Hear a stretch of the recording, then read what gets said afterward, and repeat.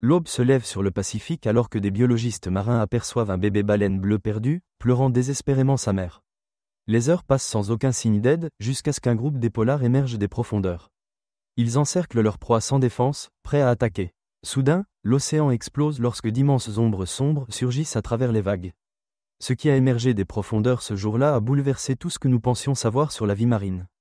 L'océan Pacifique regorge de mystères sous sa surface, mais un matin en apparence ordinaire, une équipe de biologistes marins a été témoin d'un événement qui allait remettre en question tout ce que nous savions sur le comportement social complexe des mammifères marins. Leur navire de recherche fendait des eaux calmes alors que les premiers rayons du soleil coloraient le ciel. L'équipe menait une étude de routine sur les migrations des baleines grises lorsqu'un mouvement au loin attira leur attention. À travers leurs jumelles, ils aperçurent quelque chose d'inhabituel, une silhouette solitaire se déplaçant de manière erratique à travers les vagues. En s'approchant prudemment, le spectacle leur coupa le souffle. Là, perdu dans l'immensité de l'océan, se trouvait un bébé baleine bleue.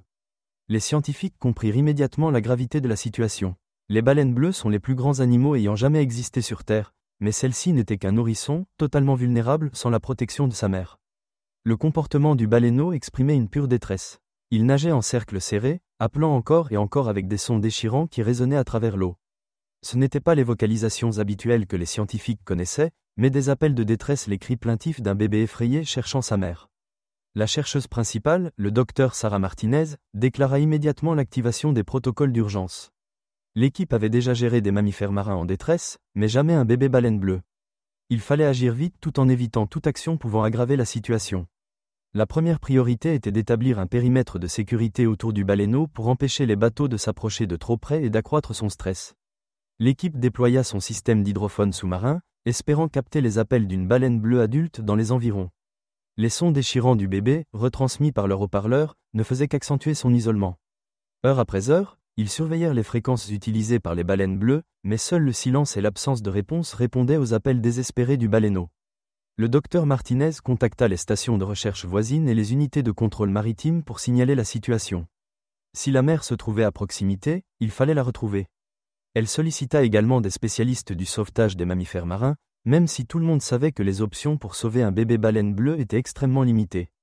Le baleineau avait besoin du lait de sa mère. Sans cela, ses chances de survie diminuaient d'heure en heure.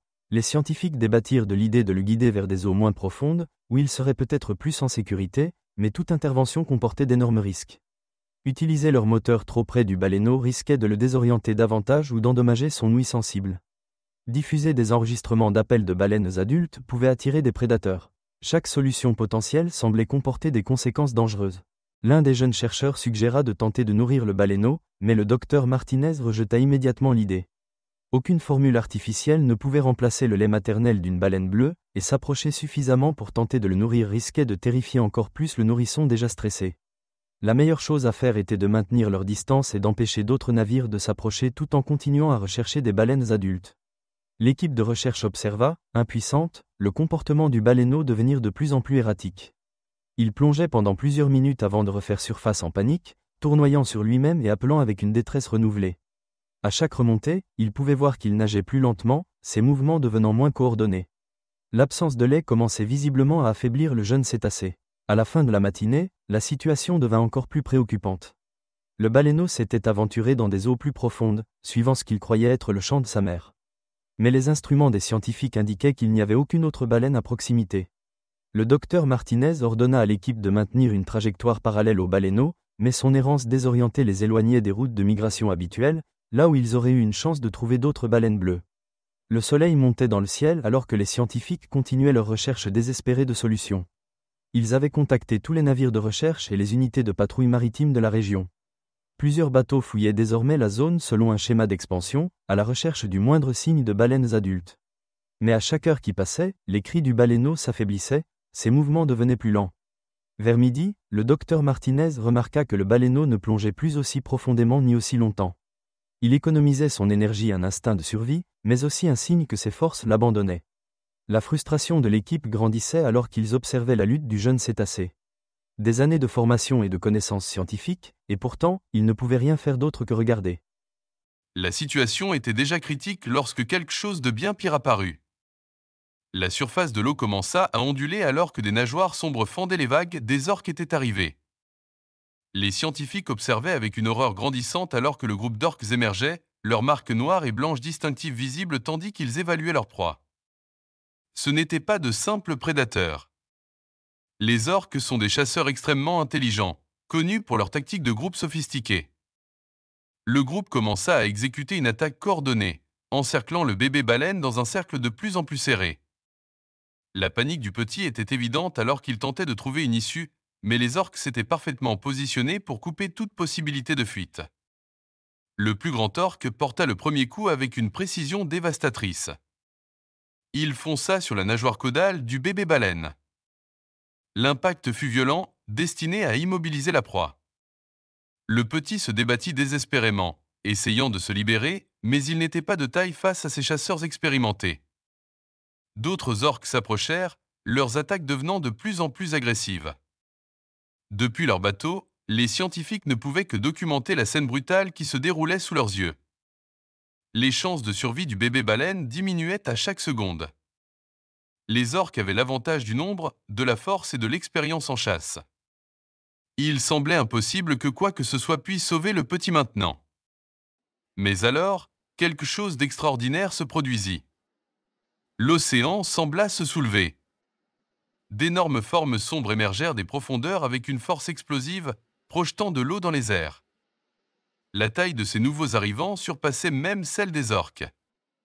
L'équipe de recherche resta figée, tentant de comprendre ce qu'ils étaient en train de voir, des baleines à bosse. Un groupe d'entre elles était venu défendre un bébé baleine qui n'était même pas de leur espèce. Ces géants paisibles, principalement connus pour leurs chants envoûtants et leurs sauts spectaculaires, se plaçaient délibérément entre les orques et leurs proies. C'était un comportement qui défiait tout ce que les scientifiques pensaient savoir sur les interactions entre mammifères marins. Ce qui suivit fut rien de moins qu'une bataille océanique. Les baleines à bosse coordonnèrent leurs mouvements avec une précision remarquable, leurs énormes corps percutant la formation des orques. Elles utilisèrent leurs immenses nageoires caudales comme des armes, les abattant sur la surface de l'eau avec une force tonitruante. Chaque impact créait de puissantes ondes de choc qui perturbaient la coordination des orques. Mais les baleines à bosse n'en restèrent pas là. Elles déployèrent leurs armes les plus redoutables, leurs nageoires pectorales. Ces appendices de 5 mètres de long, pesant une demi-tonne chacun, devinrent de véritables instruments de combat alors que les baleines à bosse les balançaient sur les orques attaquants. La puissance de ces coups pouvait être fatale, et les orques le savaient. La confiance des orques commença à vaciller. Leur formation de chasse, habituellement parfaitement synchronisée, s'effondra alors qu'ils tentaient d'éviter les contre-attaques des baleines à bosse. Deux baleines particulièrement imposantes poursuivirent les prédateurs en fuite, les repoussant de plus en plus loin jusqu'à ce qu'ils disparaissent complètement de vue.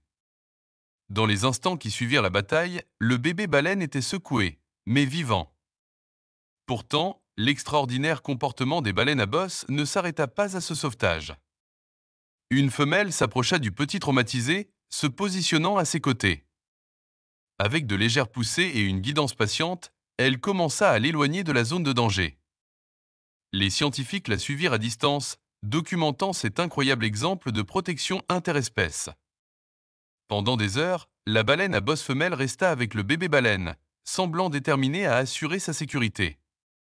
Son comportement présentait tous les signes d'un soin maternel, bien que ce ne fût pas son propre petit, ni même un membre de son espèce. À l'approche du soir, un groupe de baleines bleues apparut à l'horizon. La femelle à bosse modifia immédiatement sa trajectoire, guidant le bébé baleine vers elle. C'était comme si elle comprenait exactement ce dont le petit avait besoin. Le groupe de baleines bleues remarqua les deux arrivants, et une femelle se détacha du groupe pour enquêter. Les scientifiques retinrent leur souffle en observant la scène. Les baleines bleues allaient-elles accepter ce petit orphelin ? La femelle bleue nagea plusieurs fois autour du bébé, l'examinant attentivement. Puis, dans un moment qui fit couler des larmes aux yeux des chercheurs les plus endurcis, elle guida le petit pour qu'il rejoigne le groupe. Le bébé baleine avait trouvé une nouvelle famille. La femelle à bosse resta immobile, observant les baleines bleues s'éloigner lentement avec le petit en leur sein. Ce n'est que lorsqu'elles disparurent au loin qu'elle se détourna et nagea à son tour, sa mission de secours accomplie. Cet événement incroyable fit trembler la communauté scientifique. Les chercheurs commencèrent à recueillir et analyser d'autres cas similaires, découvrant que les baleines à bosse avaient été documentées à plusieurs reprises en train de protéger d'autres espèces contre des attaques d'orques. Ces géants pacifiques semblaient posséder un instinct profond de protection envers les plus vulnérables, indépendamment de leur espèce. En fin de compte, cette rencontre remarquable nous montra que, dans les profondeurs infinies de nos océans, il existe des créatures capables d'une compassion désintéressée qui rivalisent avec la nôtre. Ces êtres majestueux, avec leur chant mystérieux et leur nature bienveillante, continuent de nous surprendre par leur capacité d'empathie et de protection. Et vous, que feriez-vous si vous étiez témoin d'un tel spectacle extraordinaire de protection interespèces? Cela changerait-il votre regard sur ces magnifiques créatures des profondeurs?